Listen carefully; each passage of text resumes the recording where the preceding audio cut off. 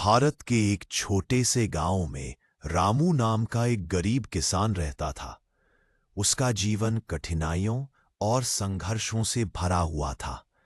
उसके पास ज्यादा जमीन नहीं थी, बस 2 बीघा खेत और एक टूटी झोपड़ी। वही उसका घर था, वही उसका संसार। परिवार में उसकी पत्नी गौरी और 2 छोटे बच्चे थे, सोहन और रीता। हर दिन सुबह होते ही रामू अपने खेत की ओर निकल जाता। सूरज निकलने से पहले ही वह हल लेकर खेत में उतर जाता और शाम को थक कर लौटता। उसके हाथों में छाले पड़ चुके थे, पीठ झुक गई थी, लेकिन उसके मन में कभी हिम्मत नहीं टूटी। वह हमेशा कहता, मेहनत करने वाला कभी भूखा नहीं सोता। संघर्ष की शुरुआत गांव में बरसों से बारिश ठीक से नहीं हुई थी। खेत सूख चुके थे। जो थोड़ी बहुत फसल उगती उसे भी टिड्डियां खा जाती या सूखा नष्ट कर देता। हर साल रामू कर्ज लेकर बीज खरीदता और हर साल फसल बिगड़ने से और कर्ज में डूबता चला जाता। गांव के जमींदार उसे ताने मारते, किसान होकर भी पेट नहीं पाल पा रहा, अब खेती छोड़ दे रामू। लेकिन रामू सिर्फ मुस्कुरा देता। वो जानता था कि जिंदगी में सब कुछ एक दिन बदल सकता है, अगर इंसान मेहनत और उम्मीद ना छोड़े। गांव का मेला और नई सोच। एक साल गांव में कृषि मेला लगा। रामू वहां गया तो उसने देखा, कुछ किसान नई तकनीक से खेती कर रहे हैं। कोई जैविक खाद बना रहा था, कोई टपक सिंचाई ड्रिप इरिगेशन का प्रयोग कर रहा था। रामू ने ध्यान से सब देखा और सोचा, अगर ये कर सकते हैं तो मैं क्यों नहीं। वह लौटा और अपने खेत में छोटे छोटे बदलाव करने लगा। उसने अपने पशुओं के गोबर से खाद बनाई, वर्षा का पानी जमा करने के लिए तालाब खोदा और पुरानी आदतें छोड़ दी। गौरी ने उसकी मदद की।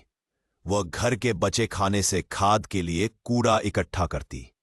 बच्चे भी अपने पिता के साथ खेत में बीज डालने में मदद करते।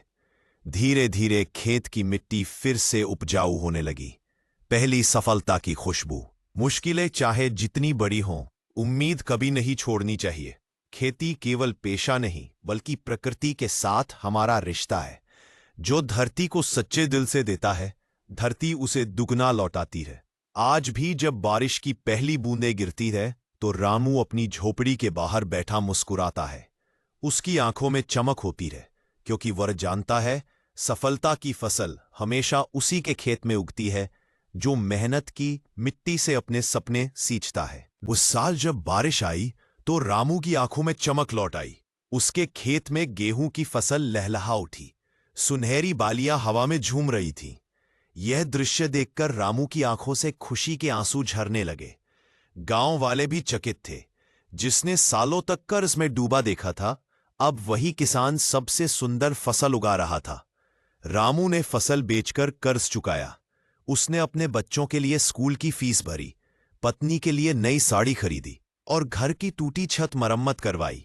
उस रात गौरी बोली, देखो जी, अब लगता है किस्मत भी मेहनत के आगे झुक गई। रामू मुस्कुराया और बोला, किस्मत नहीं झुकी, बस हमारी मेहनत ने उसे बदल दिया। एक नया रास्ता। रामू अब सिर्फ अपने लिए नहीं, बल्कि गांव के बाकी किसानों के लिए भी प्रेरणा बन चुका था। वह सबको बताता कि कैसे रासायनिक खाद की जगह प्राकृतिक खाद इस्तेमाल करनी चाहिए, कैसे पानी बचाना चाहिए और कैसे धरती का आदर करना चाहिए। गांव के बच्चे उसे रामू चाचा कहकर बुलाते थे और खेती सीखते थे। कुछ ही सालों में उसका गांव आदर्श गांव घोषित हुआ, क्योंकि वहां अब कोई भूखा नहीं था। हर खेत हरा भरा था, हर घर में मुस्कान थी। असली समृद्धि रामू अब अमीर नहीं हुआ, लेकिन संतुष्ट जरूर था। उसके पास पैसा नहीं, मगर इज्जत थी। गांव में जब भी कोई कहता कि मेहनत बेकार जाती है, तो लोग रामू का नाम लेते। एक दिन शहर से कुछ पत्रकार आए और उन्होंने रामू से पूछा, आपने ये सब कैसे किया? रामू ने मुस्कुराते हुए कहा, धरती हमारी मां है। अगर हम उसे प्यार से सींचेंगे तो वह हमें कभी भूखा नहीं रखेगी। उसका यह जवाब अखबारों में छपा और वह पूरे जिले में प्रेरणादायक किसान के नाम से जाना जाने लगा। कहानी की सीख। रामू की कहानी हमें सिखाती है कि मेहनत करने वाला इंसान कभी खाली हाथ नहीं रहे।